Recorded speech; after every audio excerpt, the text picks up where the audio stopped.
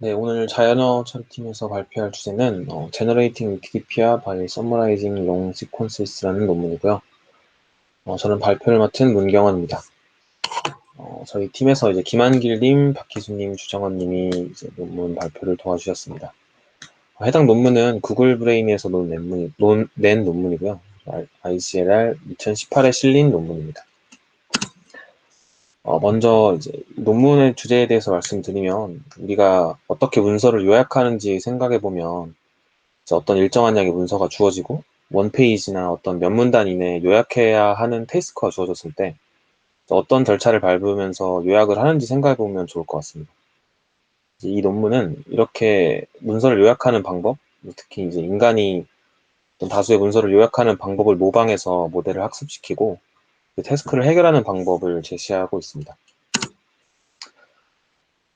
이제 먼저 텍스트 서머라이제이션을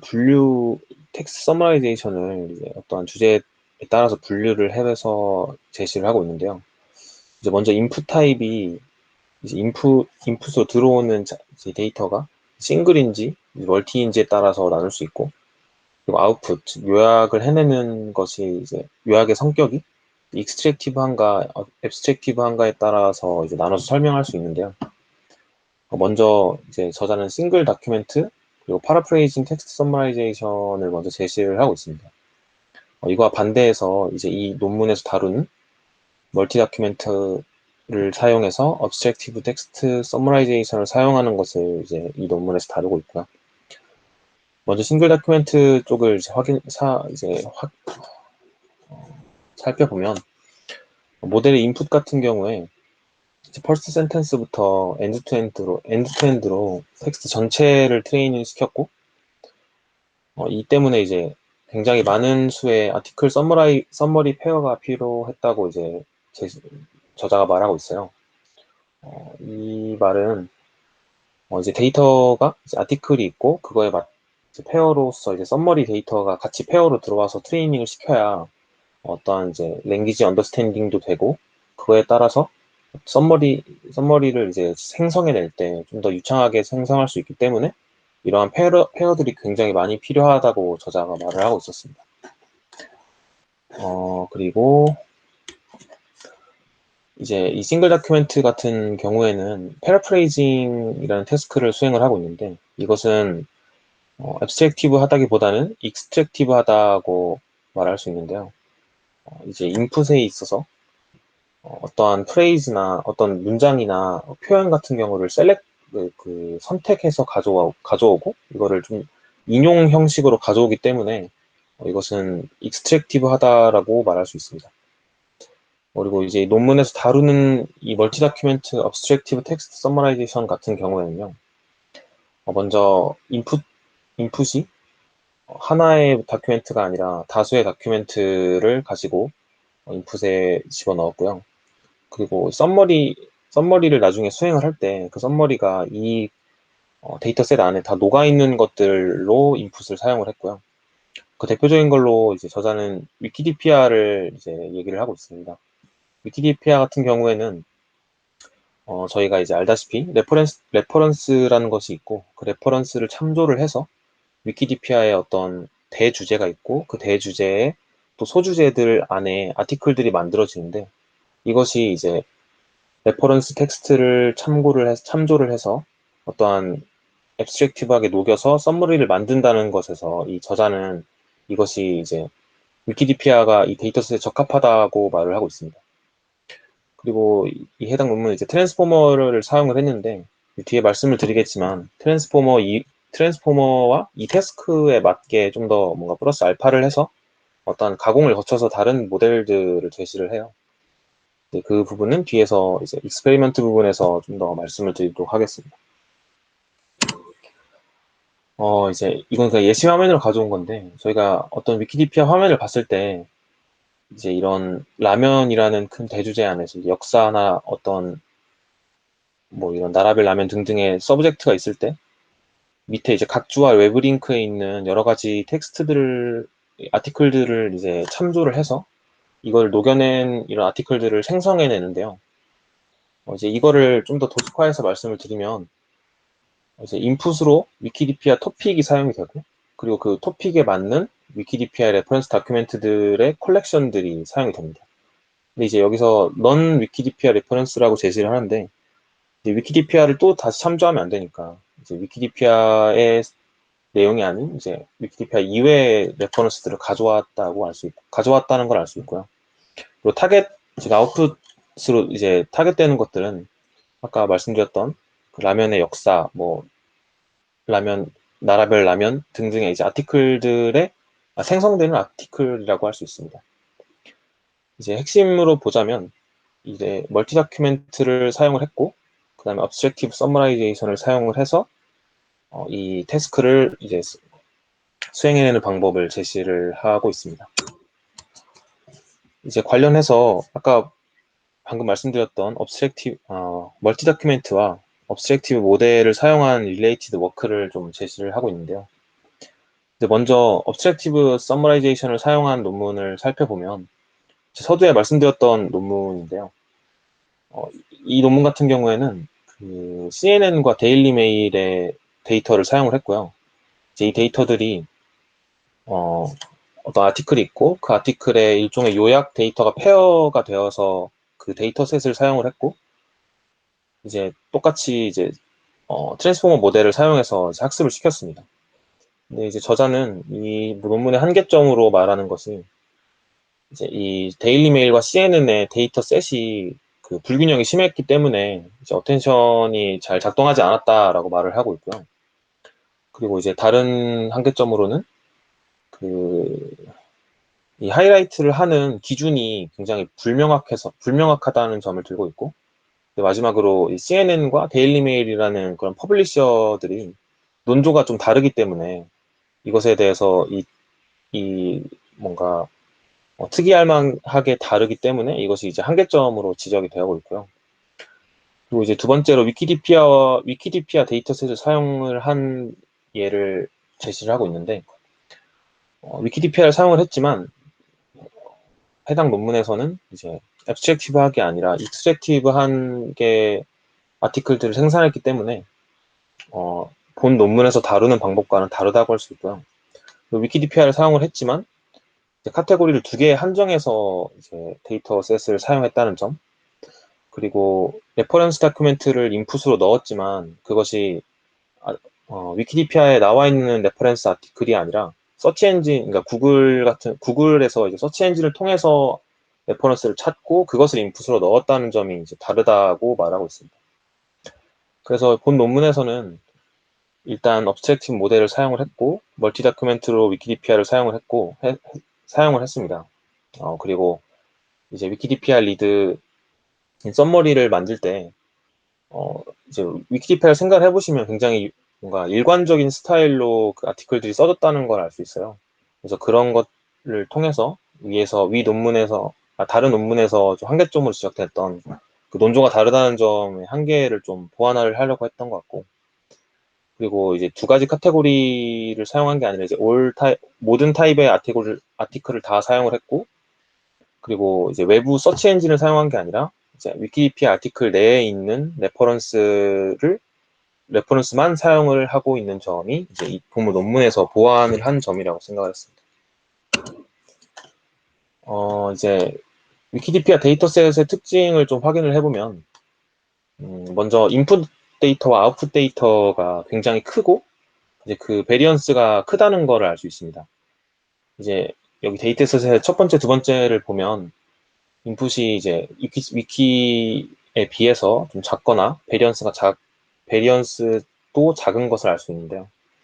그리고 좀 더 이제 특징적으로 볼 수 있는 게 이 라우지 값을 볼 수 있는데, 이게 이제 쉽게 말씀드리면 이 값이 100에 가까울수록 그 아웃풋이 인풋 어딘가에 이제 정확하게 들어가 있다라고 할 수 있거든요. 즉 이제 어디서 이제 추출을 하거나 이제 인용해 왔다는 것으로 알 수 있는데, 이 값이 가장 작은 위키의 라우지 값이 가장 작기 때문에 이것은 이제 어디서 인용해서 가져온 것이 아니라 앱스트랙티브하게 그 인풋 데이터셋을 녹여서 썸머리를 만들었다라고 볼 수 있습니다. 이제 아래 테이블, 이제 밑에 테이블을 보면은 아까 말씀드렸던 위키 데이터셋에 보완해야 할 점을 좀 명시를 하고 있는데요. 위키 데이터셋이 이제 사이테이션, 즉 이제 레퍼런스로 가지고 있는 글들이 좀 천차만별하기 때문에 이것을 보완하는 점으로 어떤 웹 서치 리절트를 좀 가지고 이 사이테이션을 보완을 하려고 해요.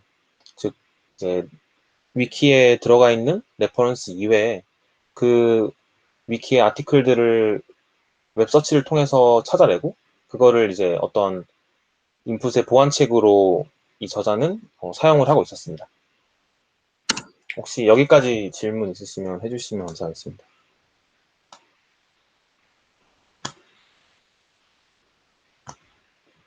없으시면 메소드와 모델로 넘어가겠습니다. 이제 서두에서 말씀드렸다시피 이제 인간의 요약 방법을 모방해서 메소드와 모델을 이제 제시를 하고 있는데요. 이제 특히 길고 이제 뭔가 사이즈가 큰 문서들을 우리가 요약할 때 먼저 이제 뽑아내야 할 정보들의 형광펜 같은 걸로 이제 하이라이트 표시를 하고 마지막까지 다 읽고 난 후에 그 하이라이트 표시된 글들만 뽑아서 이제 요약본을 해내는 과정을 이제 거치는데요. 이제 저자도 이 과정을 제시를 하면서 이 모델도 이런 식으로 학습을 하고 있다라고 말을 하고 있습니다. 먼저 그 저자가 논문에서 말하는 게 이제 데이터 사이즈가 굉장히 크고 다양하기 때문에 논문이 메모리 제한을 이유로 앞에서 싱글 다큐멘트 같은 경우에 이제 시행했던 엔드-투-엔드 트레이닝이 불가능하다라고 제시를 하고 그것 때문에 이제 두 가지 스테이지로 나눠서 모델을 학습시킨다라고 말을 하는데요. 먼저 인풋에서 인풋으로 들어오는 그런 아티클들을 익스트랙티브 서머라이제이션을 활용해서 서브셋을 좀 선택하는 과정을 거칩니다. 이것이 이제 앞에서 말씀드렸던 저희가 아티클을 읽으면서 중요한 부분에 하이라이트를 치는 작업으로 볼 수 있고요. 그리고 그렇게 익스트랙티브 서머라이제이션을 통해서 뽑아낸 그런 아티클을 통해서 아티클을 업젝티브 모델에 트레이닝을 시키고 그걸 통해서 위키디피아의 아티클들을 생산해내는 두 번째 과정을 거치게 됩니다.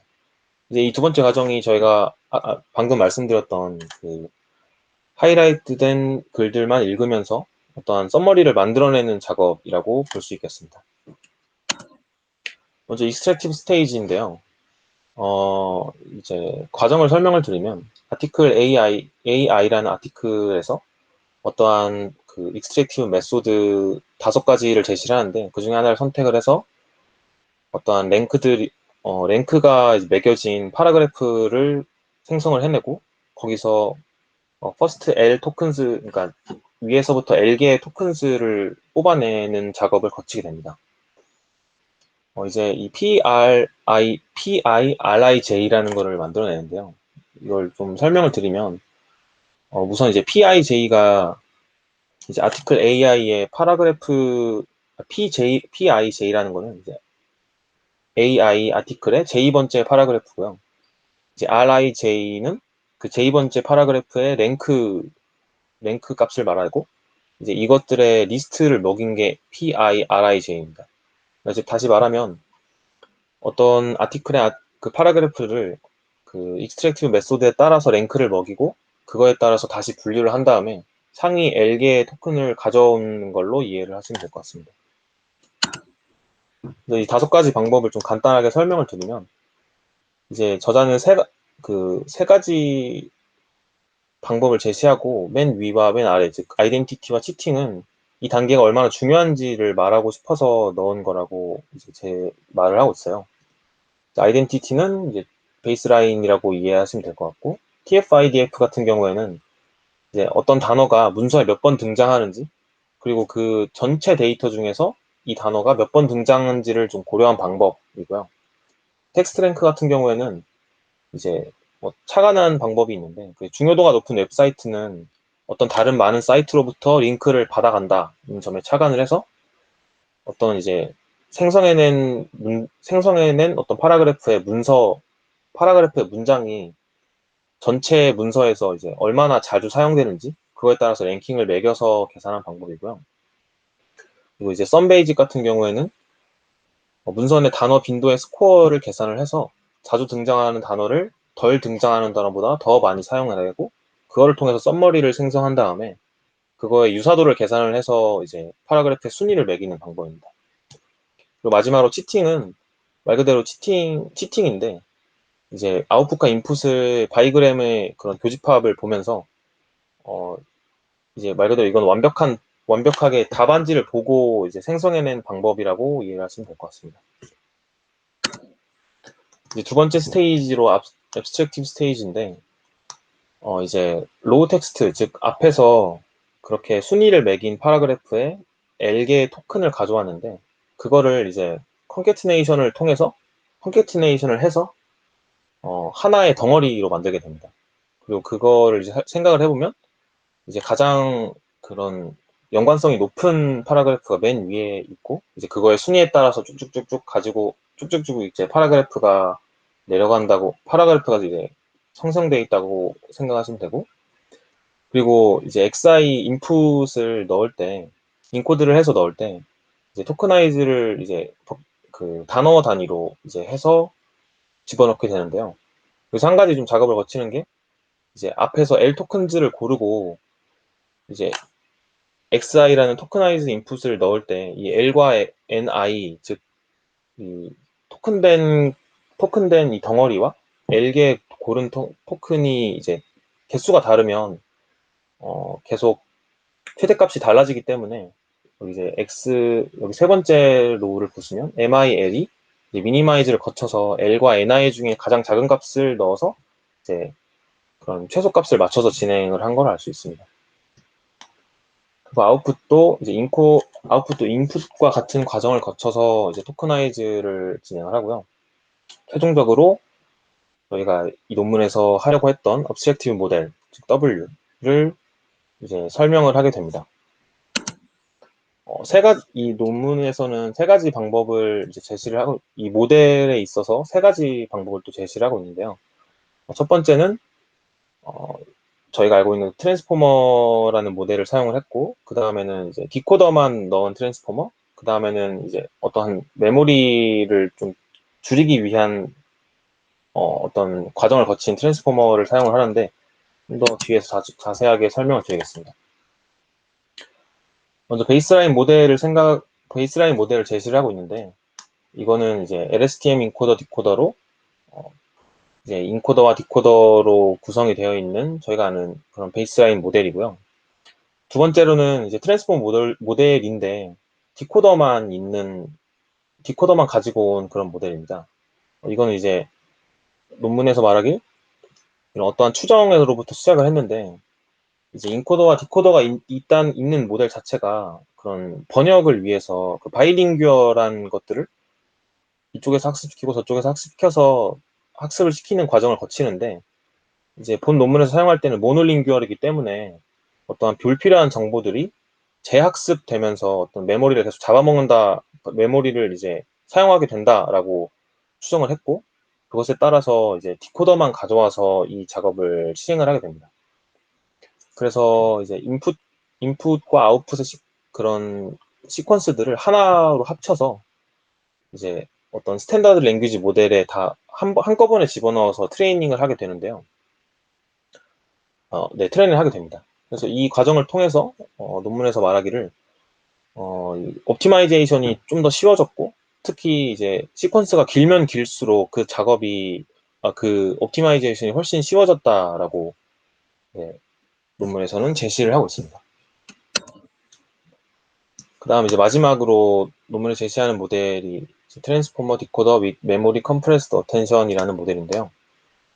이거는 이제 두 가지 파트로 나눠 있습니다. 이거는 이제 좀 더 긴 시퀀스를 핸들하기 위해서 아까 앞에서도 메모리를 좀 더 줄이는 방향으로 모델을 가공을 했지만 이건 좀 더 줄이기 위한 모델을 제시를 하고 있는데요. 이제 두 파트로 나눠져 있는데 하나는 로컬 어텐션 그리고 하나는 메모리 컴프레스드 어텐션으로 나눠져 있습니다.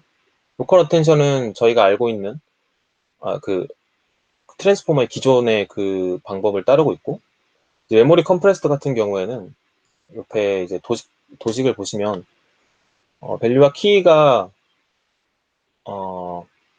컨볼루션을 이제 거쳐서 멀티 헤드 어텐션을 들어가게 되는데, 이게 이제 추정하기로 스케일 닷 어텐션을 이제 모방해서 만들었다고 말하고 있어요. 그래서 이제 컨볼루션을 통해서 원 디멘션 컨볼루션을 통해서 멀티 헤드 어텐션에 들어가게 되고, 이것이 어떠한 그 파라미터를 줄이는 과정에 좀 일조를 한다. 그래서 그런 메모리를 줄이는데 일조를 한다라고 제시를 하고 있고요. 이렇게 로컬과 메모리 컴프레스드 텐션이 LM, LM, L로 이렇게 5개의 레이어 네트워크로 구성이 되어 있습니다. 이제 익스페리먼트 부분인데, 4가지 디멘션에 따라서 이제 변화를 주었고, 그 변화에 따라서 이제 실험을 진행을 하게 되는데요. 첫 번째로는 익스트랙티브 메소드, 앞에서 말씀드렸던 그 5가지의 변주를 주면서 실험을 진행했고, 인풋 자체에 이제 사이테이션 그 위키디피아에 있는 레퍼런스만 사용한 경우, 그리고 그거를 서치해서 사용한 경우, 그리고 다 합쳐서 컴바인한 경우, 그리고 세 번째는 이제 모델 인풋의 길이가 100부터 이제 10,000까지 좀 크게 다양하게 이제 사용을 하고 있고, 이제 마지막으로 모델이 이제 시퀀스 투 시퀀스 어텐션, 그 다음에 이제 인코더와 디코더가 다 있는 경우, 그리고 디코더만 있는 경우, 그리고 메모리 컴프레스드가 된 경우로 나눠서 진행을 했습니다. 결과는 다음과 같은데요. 처음에 이제 인코더와 디코더가 다 있는 트랜스포머 같은 경우에는 이제 주황색을 좀 보시면 될 것 같은데, 이제 500부터 1000까지는 굉장히 좋은 퍼포먼스를 보이는데, 이제 L이 2000, 즉 이제 토큰이 많아질수록 2000이 되면은 이제 불가능한 게 돼버려요. 이제 이것이 아마 논문에서 이제 메모리가 굉장히 중요한 그런 컨스트레인트로 작용을 하는데, 메모리 부족 때문에 이렇게 이제 트레이닝 자체가 불가능해진다라고 제시를 하고 있고요. 그리고 트랜스포머 디코더 같은 경우에는 이제 두 번째 모델인 디코더만 사용한 트랜스포머 같은 경우에는 L이 4000까지 이제 커져도 그런 퍼포먼스가 계속해서 증가하는 걸 볼 수 있고, 마지막으로 TDMCA 같은 경우에는 L이 11,000까지도 이제 트레이닝 되고 좋은 퍼포먼스를 내고 있고요. 이제 MOE 레이어라고, 이건 잠깐 언급이 되는데, 이 레이어들을 강화해주는 어떤 레이어를 추가를 했을 경우에는 가장 높은 퍼포먼스를 내는 걸로 이제 결과가 나와 있습니다. 이제 결과에 따른 걸 보면은, 이제 첫 번째 스테이지, 아까 두 개의 스테이지 중에서 그 익스트랙션을 하는 스테이지에서 5가지 방법의 당위성, 그러니까 이 스테이지가 얼마나 중요한지에 대해서 이제 결과를 통해서 말을 하고 있는데, 먼저 이 테이블 3를 보시면 아이덴티티, TF-IDF, 치팅 3가지의 단계 익스트랙터를 사용을 했는데, 먼저 아이덴티티와 TF-IDF를 확인을 해보시면 이제 비교를 해보면 TF-IDF, 즉 익스트랙트를 좋은 걸 선택을 했을 때 그 성능이 더 좋아지는 걸 알 수 있고, 또 TF-IDF와 치팅을 비교해 봤을 때 이제 아까 말씀드렸던 치팅 같은 경우에는 가장 극상의 익스트랙터라고 보시면 되는데, 가장 좋은 익스트랙터를 사용을 했을 때는 더 좋은 퍼포먼스가 나기 때문에 이 익스트랙티브 스테이지가 굉장히 중요한 과정이다라고 이제 말하고 있고, 두 번째로 이제 앱스트랙티브 스테이지를 생각을 해보면 어, 여기 이제 사용한 데이터셋을 확인을 해보면 사이테이션 올리, 그러니까 레퍼런스에 들어가 있는 데이터셋만 사용했을 경우, 그리고 서치를 해서 찾은 데이터셋을 사용한 경우, 다 합친 경우를 비교를 해보면 이제 다 합친 경우가 더 좋다. 다 합친 경우가 제일 좋은 것으로 나타나 있고요. 그리고 이제 피규어 2 여기 오른쪽 그림을 확인을 해보시면 이제 익스트랙티브 스테이지만 거쳤을 때보다 업스트랙티브한 그 스테이지를 거쳤을 때 거의 2배 가까이 더 좋은 성능을 보이고 있다는 것을 알 수 있습니다. 그래서 이런 익스트랙티브 스테이지도 어떤 성능을 좋아지는데 입조하지만 앱스트랙티브를 해야 거의 더블에 가까운 그런 라우지 L 값이 좋아지기 때문에 이 두 가지 스테이지 모두 의미가 있다라고 저희가 볼 수 있습니다. 마지막으로 이제 휴먼 이밸류에이션을 했는데 이거는 이제 모델들을 통해서 만들어낸 그런 썸머리들을 이제 사람이 평가를 하면서 이 5가지 디멘전으로 평가를 했습니다.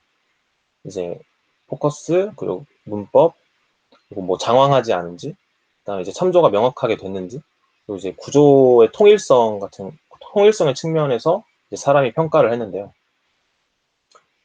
보시다시피 뒤에 TDMCA 이제 논문에서 이제 궁극적으로 제시하는 이 모델이 가장 좋은 퍼포먼스를 가장 좋은 평가를 받았다라고 알 수 있고, 다만 이제 TF-IDF only, 즉 그 익스트랙트 방법에서 TF-IDF로 뽑아낸 그 썸머리가 TDMC로 만들어낸 그 썸머리와 어떻게 보면 장황하지 않은지 이 측면에서는 좀 비슷한 퍼포먼스를 보였다라고 이제 제시를 하고 있고, 하지만 이 익스트랙티브 메소드만 사용한 경우에는 어떤 구조적인 측면에서 이 마지막 5번째 디멘션에서 이제 업스트랙티브를 거친 그런 썸머리보다 훨씬 떨어지는 것을 이제 논문에서 제시를 하면서 이 두 가지 스테이지를 다 밟고 업스트랙티브 스테이지를 밟아야 더 좋은 이제 퍼포먼스를 낸다는 것으로 논문이 마무리되어 있습니다. 제 발표는 여기까지고 혹시 질문 있으시면 해주시면 감사하겠습니다.